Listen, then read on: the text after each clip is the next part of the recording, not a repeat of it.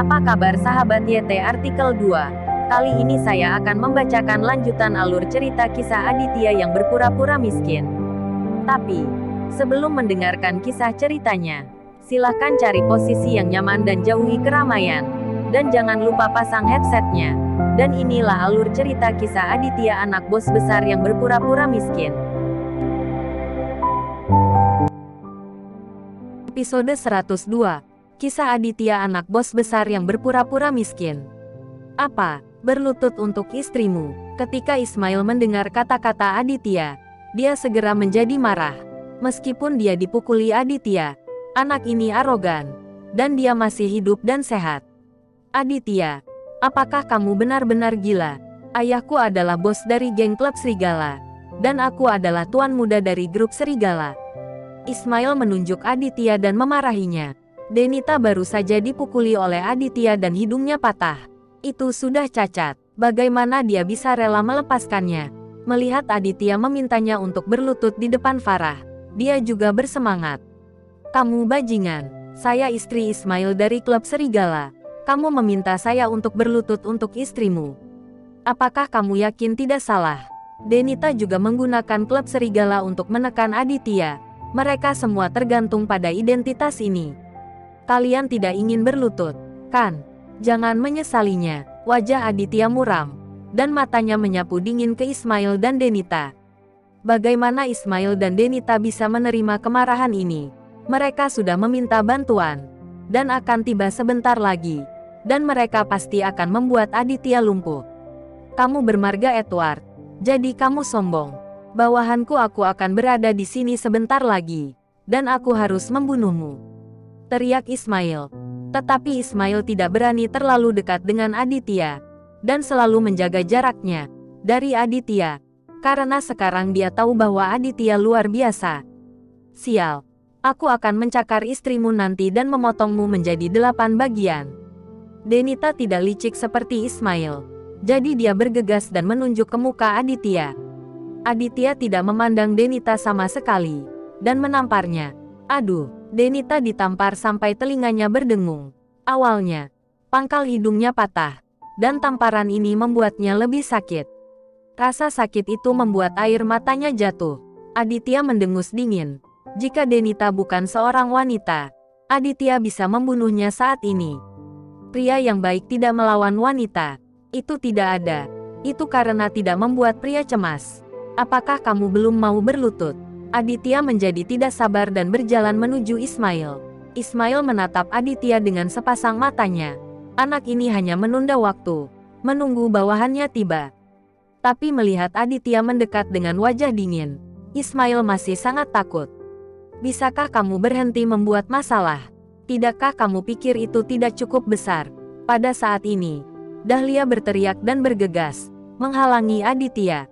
Dia sangat panik sekarang. Menurut pendapatnya, Aditya sedang menggali kuburnya sendiri. Menyinggung tuan muda dari grup Serigala, apalagi yang bisa dilakukan? Menunggu anak buah Ismail datang. Tidak masalah jika Aditya mati, tetapi jika dia membunuhnya, dia tidak akan beruntung. Itu sebabnya Dahlia melompat untuk menghentikan Aditya. Aditya memandang Dahlia di depannya, dan amarahnya makin naik. Itu semua karena ibu mertua yang sok bijak ini. Sampai istrinya dipukuli. Minggir, teriak Aditya. Dahlia menatapnya. Dia takut pada klub Serigala, tetapi tidak takut pada Aditya. Melihat Aditya begitu ganas padanya, dia menjadi marah. Mengapa kamu begitu jahat padaku? Kamu bahkan tidak memikirkan seberapa mampu kamu. Apakah kamu ingin membunuh Farah dan aku? Minta maaf kepada Ismail segera. Pergi. Aditya tidak bisa mendengarkan lagi dan mendorong Dahlia. Dahlia jatuh. Dia marah dan kesal. Dan dia takut dengan pertemuan grup Serigala. Dia berdiri, menunjuk Aditya dan memarahinya. Kamu sampah. Berani mendorongku. Saya pikir kamu benar-benar lupa nama keluargamu. Orang-orang dari gangster Serigala akan datang. Saya akan melihat apa yang akan kamu lakukan. Dahlia mengangkat tangannya dan ingin menamparkan wajah Aditya. Aditya sangat kesal dengan Dahlia.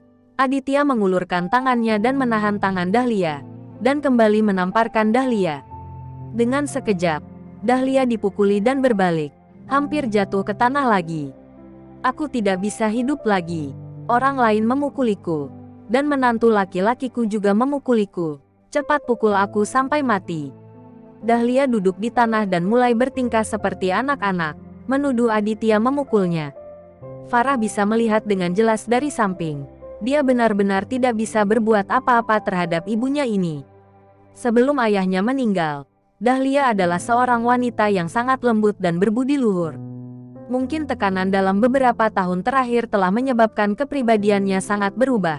Takut Aditya akan memukul Dahlia lagi, Farah bergegas membujuk Aditya.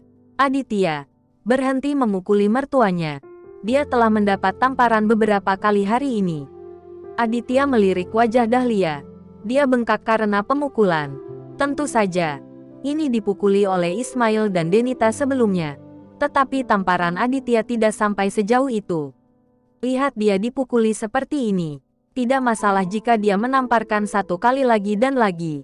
Aditya menunjuk Dahlia dan berkata kepada Farah. Oke, beraninya kau mengolok-olokku seperti itu. Aditya, aku belum selesai denganmu. Dahlia berdiri dengan marah, menarik Farah untuk pergi. Bu, aku tidak akan pergi jika Aditya tidak pergi. Farah berkata dengan cemas. Dia akan dipukuli sampai mati. Apakah kamu bersamanya juga? Pulanglah bersamaku. Aku percaya pada Aditya. Dia bisa melindungiku, kata Farah. Dahlia takut dan marah. Melihat putrinya begitu tidak sadar tentang bahaya, dia menunjuk ke David dan Rizal. Dia berkata, lihatlah dua pembantu yang ditemukan Aditya. Satu sudah tua dan peot. Yang satunya kurus seperti tripleks. Ketiga limbah ini masih bisa melindungimu.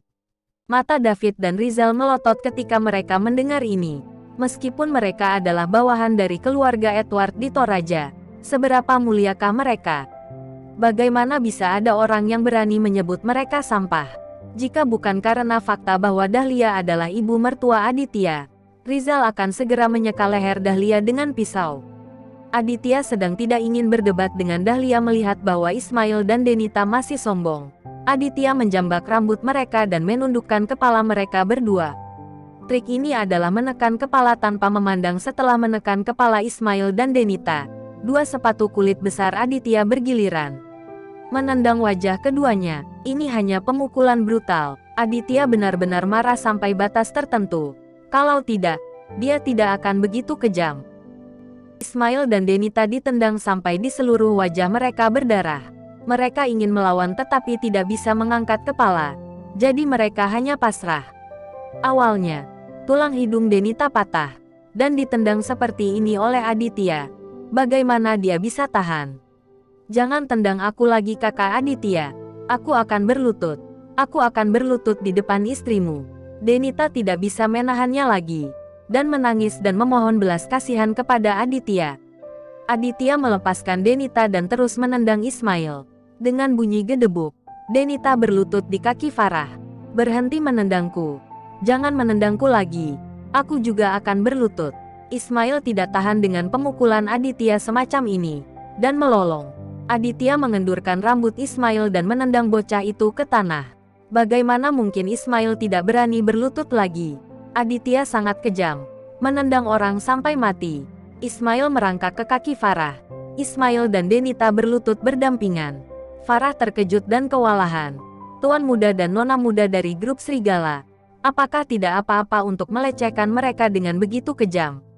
Meskipun dia panik dan sangat ketakutan, Farah merasa sangat bahagia saat ini.